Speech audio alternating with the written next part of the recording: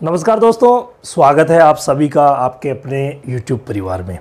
साथियों, आज की हमारी ये वीडियो उन सभी भाइयों के लिए बहुत ही खास होने वाली है जो अपने घर पे भैंस रखते हैं। साथियों, अगर आपकी भैंस के दोनों पैरों के बीच जो चमड़ी होती है, जिसे हम लट्टू लटकन बोलते हैं, उसमें अगर सूजन आ जाए तो आपको क्या करना चाहिए, सूजन किस कारण से हुई है, उसे कैसे पहचानना चाहिए, ये मैं आज इस वीडियो के माध्यम से आपको जानकारी दूंगा। तो साथियों, ये पैरों के बीच में जो सूजन आती है, उसके पीछे जो सबसे प्रमुख और पहला कारण होता है वो होता है साथियों लीवर में प्रॉब्लम। यानी लीवर में अगर किसी भी प्रकार की समस्या हुई है तो उसकी वजह से दोनों पैरों के बीच की जो चमड़ी है उसमें सूजन आ सकती है। कई बार ये समस्या बहुत ही कम होती है, उसमें सिर्फ सूजन आती है और कोई भी लक्षण हमें दिखाई नहीं देता, सिर्फ सूजन आती है, बाकी खाना पीना दूध वगैरह सब बराबर रहता है। तो उस प्रकार की सूजन के लिए ज़्यादा डरने की आवश्यकता नहीं है। लेकिन अगर सूजन आने के बाद पशु खाना पीना बंद कर दे या उसकी आंखों में से पानी गिरता रहे, कई बार इसमें दस्त भी होता है, तो ऐसी शिकायतें अगर होती है तो हमें उसका इलाज करना बहुत ज़्यादा ज़रूरी है।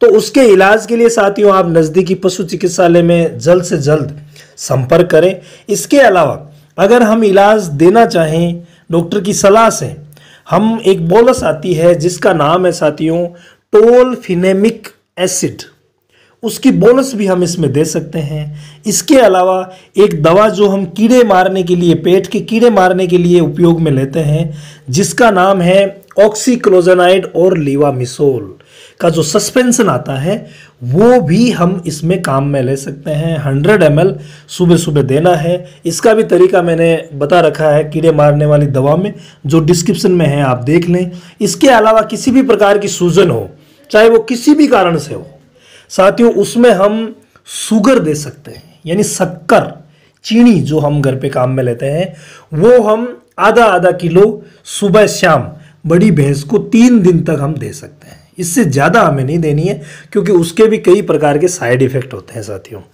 तो ये इलाज हम कर सकते हैं। इसके अलावा जो दूसरी प्रकार की सूजन होती है, वो दिखती तो ऐसी ही है, लेकिन उसके पीछे जो कारण होता है वो होता है साथियों शरीर में कोई लोहे की चीज अगर चली जाए तो उसकी वजह से सूजन आ जाती है, जिसमें कोई कील हो सकती है, आलपिन हो सकती है, कोई पिन हो सकती है या कोई सुई हो सकती है, जो चारे या बांटे के साथ पशु के शरीर में चली जाती है।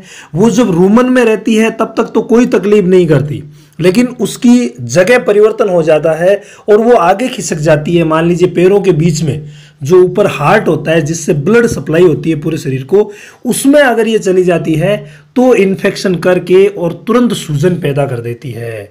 इस प्रकार की सूजन में साथियों विशेष तौर से एक तो बुखार आता है, यानी पहचान सकते हैं इसमें बुखार आता है, और पशु जब खड़ा होता है तो उस समय आगे वाले पैरों को चौड़ा करके खड़ा होता है।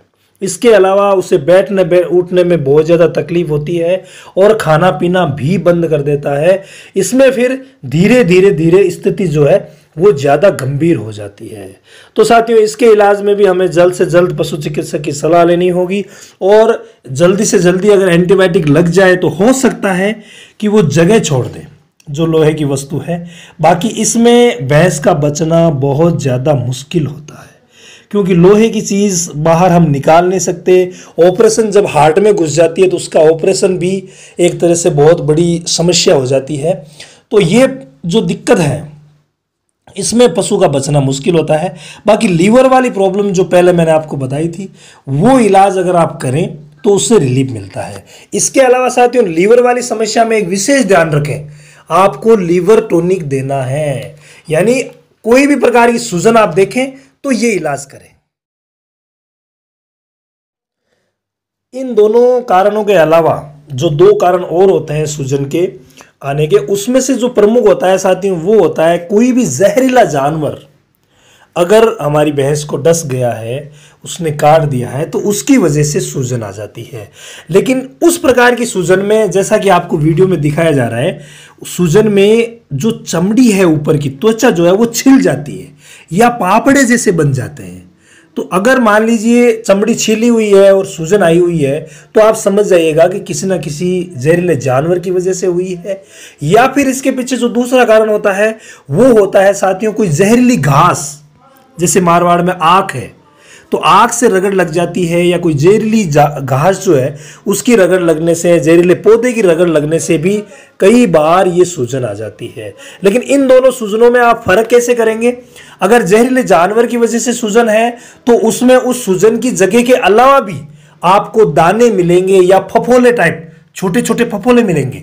वो अगर है तो आप जहरीले जानवर का समझे, अदरवाइज वो नहीं है, एक जगह से पापड़ा सा बना हुआ है और वो पापड़ा 2-3 जगह भी हो सकता है लेकिन आगे नहीं फैला हुआ है, तो उसमें आप जहरीली घास का यानी किसी पौधे का भी मान सकते हैं। इस प्रकार के सूजन में भी साथियों हमें जो इलाज करना है वो पहले जो मैंने आपको बताया था चीनी वाला वो फॉर्मूला देना है।